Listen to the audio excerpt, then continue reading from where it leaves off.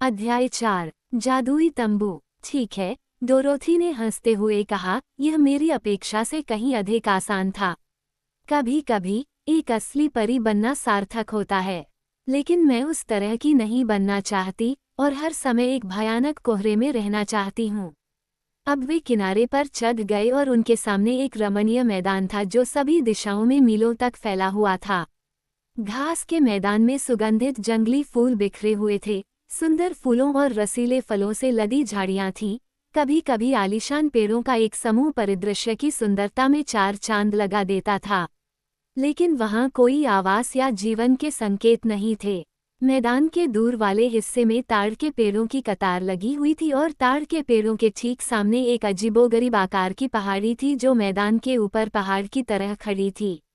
इस पहाड़ी के किनारे सीधे ऊपर और नीचे थे। यह आकार में आयताकार था और शीर्ष समतल और सपाट लग रहा था।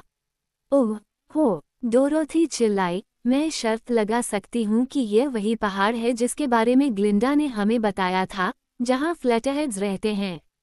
अगर ऐसा है, ओज़मा ने जवाब दिया, स्कीजर्स की झील ताड़ के पेड़ों की रेखा के ठीक आगे होगी। क्या तुम वहां तक चल सकती हो, डोरोथी? बेशक, समय रहते, तुरंत जवाब मिला।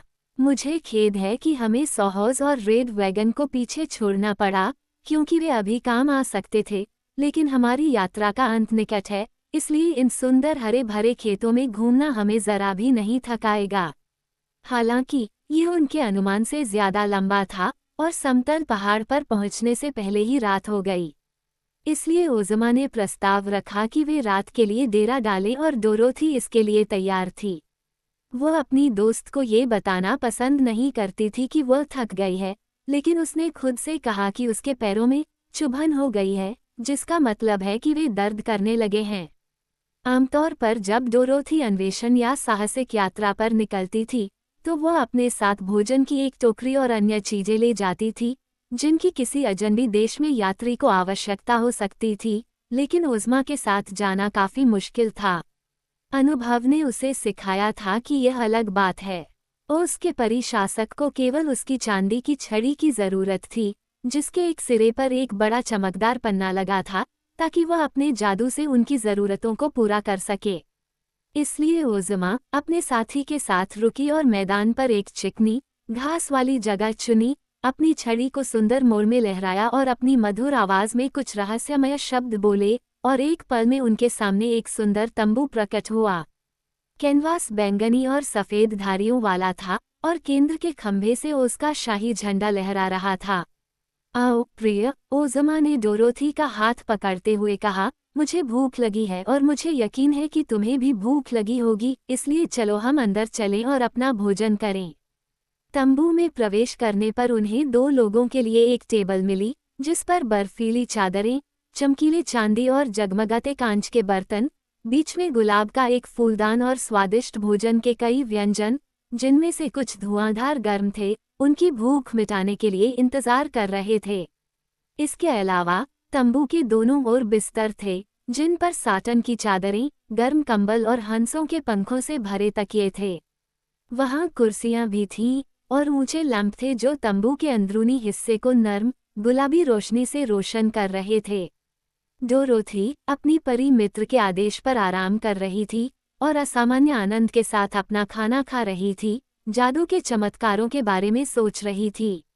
अगर कोई परी होती और प्रकृति के गुप्त नियमों और उन नियमों को बताने वाले रहस्यमय शब्दों और अनुष्ठानों को जानती, तो चांदी की छड़ी की एक सरल लहर तुरंत वह सब पैदा कर सकती थी जिसके लिए पुरुष थके हुए वर्षों में कड़ी मेहनत और उत्सुकता से काम करते हैं। और डोरोथी अपने दयालु, मासूम दिल में चाहती थी कि सभी पुरुष और महिलाएं चांदी की छड़ी वाली परियां हों और बिना किसी काम और चिंता के अपनी सभी जरूरतों को पूरा करें, क्योंकि तब उसने कल्पना की उनके पास खुश रहने के लिए अपने काम के सभी घंटे होंगे।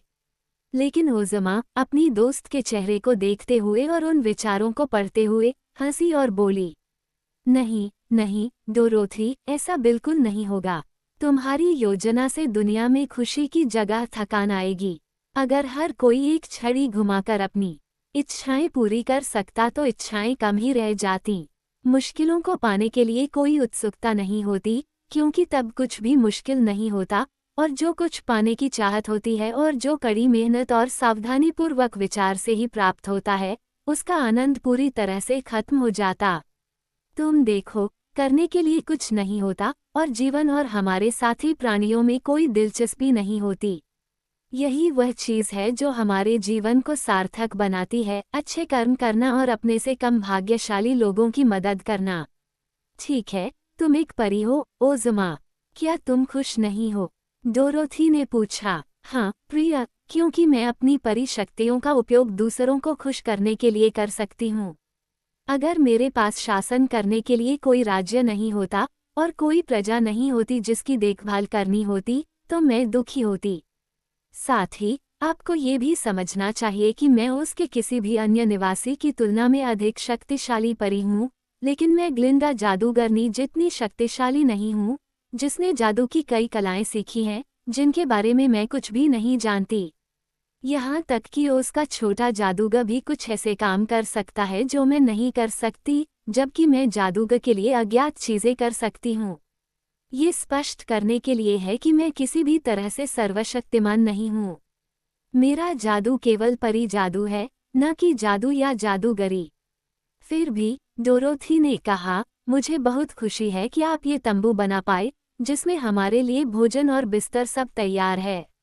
ओज़मा मुस्कुराई। हाँ, ये वाकई अद्भुत है, उसने सहमति जताई। सभी परियां इस तरह का जादू नहीं जानती, लेकिन कुछ परियां ऐसा जादू कर सकती हैं जो मुझे अचंभित कर देता है। मुझे लगता है कि यही बात हमें विनम्र और विनम्र बनाती है, ये तथ्य कि हमारी जादुई कलाएं विभाजित हैं, कुछ हम में से प्रत्येक को दी गई हैं। मुझे खुशी है कि मैं सब कुछ नहीं जानती, डोरोथी, और प्रकृति और बुद्धि दोनों में अभी भी ऐसी चीजें हैं जिन पर मैं आश्चर्यचकित हो सकती हूँ। डोरोथी को ये बात समझ में नहीं आई, इसलिए उसने इस विषय पर और कुछ नहीं कहा और उसके पास आश्चर्य करने का एक नया कारण था।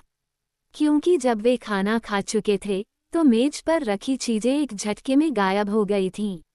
ओज़मा, बर्तन धोने की जरूरत नहीं है, उसने हंसते हुए कहा। मुझे लगता है कि अगर तुम लोगों को सिर्फ यही एक तरकीब सिखा सको तो तुम बहुत से लोगों को खुश कर दोगी।